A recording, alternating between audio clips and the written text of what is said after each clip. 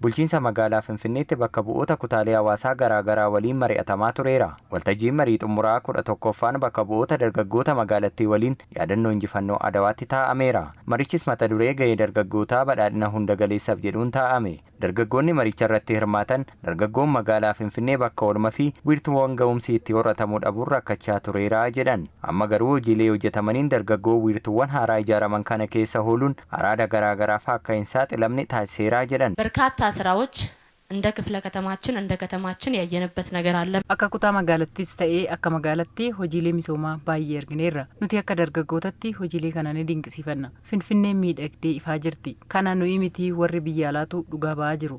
በተለያዩ በይነ መረቦች ላይ ተደራጅተው ብዙ ስራዎችን እየሰሩ አፍራሽ ተልእኮችን እያደራጁብን ያሉ አካላቶች አሉና እነሱን ከመዋጋት አንፃር qaamoleen marsariitii irratti gurmaa'uun biyya diiguuf socho'an ni jiru. Nuti dargaggoonni qaamolee kana dura dhaabbachuu qabna. Ammatti kan barbaannu nageenya qofaadha. Nageenyi yoo jiraatedha waan hundaa hojjechuun kan danda'amu. Qaamoleen kun firaa fi aantee isaanii biyya alaatti fudhatanii nu wal nyaachisuuf yaalu. Kaayyoon keenya hojjennee of jijjiiruu qofaadha. Dargaggoonni kunneen dhimmootni carraa hojii argachuu, gaaffii mana jireenyaa fi qaala'insa jireenyaa wal qabatan furmaata akka argataniifis gaafataniiru. የቤት ተጠቃሚነትን መሰራት ቢችላልለው fayyadamummaa manaa irratti osoo hojjetameen jedha. Magaalaa Finfinnee keessatti dargaggeessi hanqina mana jireenyaan dhiibbaa keessa jira. አሁን ወጣቱ ነቅቷል።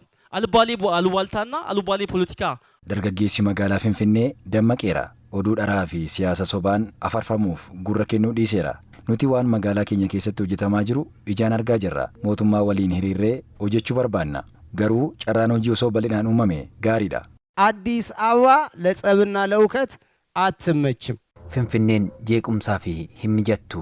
Maaliif yoo jenne dargaggoota kanatu nageenya ishee tiksaa jira waan ta'eef deeggartoonni kubbaa miilaa qofa jaallachuun kilaba isaanii deeggaruuf gara Finfinnee dhufanii jiru. Kan erga Madiinaa qabatanii dhufanis ni jiru. Nuti jeequmsa osoo hin taane magaalaan keenya nagaa akka taatu akka misoomtu barbaanna.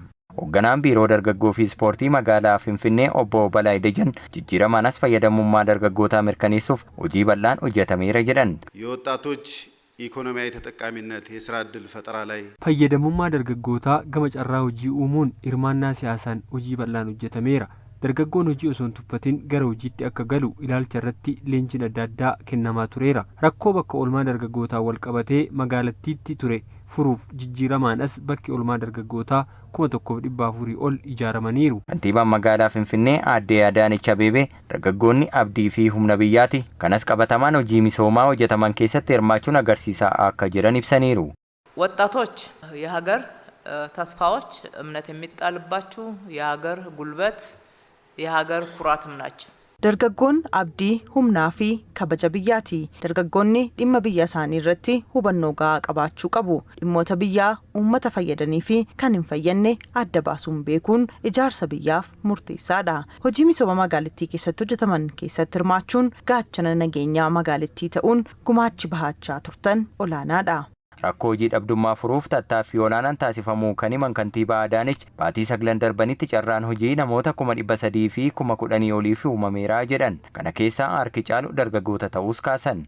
በ9 ወር ውስጥ አዲስ አበባ ውስጥ 310,000 ሰው ቋሚ የስራ ዕድል baatii 9 keessatti carraan hojii dhaabbiidhaan 300,000 fi 10,000 ol uumameera.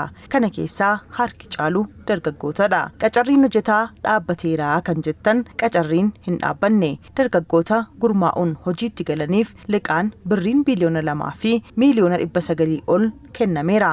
Siyaasa keessattis hirmaannaan dargaggootaa dabaleera.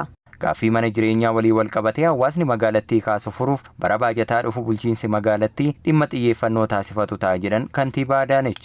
ሌላው ያነሳችሁት ቤት ነው። ቤት በጣም ያስፈልጋል። ምንም ጥያቄ የለው። ቤት በጣም ለወጣቶችም ያስፈልጋል፣ ለእናቶች ለአባቶቻችንም ያስፈልጋል። Manni jireenyaa nama hundayyuu ni barbaachisa. Bulchiinsi magaalattii rakkoo mana jireenyaa furuuf hojii bal'aa hojjechaa jira. Garuu gaaffii mana jireenyaa yeroo tokkotti deebisuun ni ulfaata. Mariiwwan 11 akka magaalaatti taasifame irratti gaaffii manaa fi qaala'insi jireenyaa ka'eera. Bara baajataa dhufutti xiyyeeffannoon bulchiinsa magaalattii mana jireenyaati.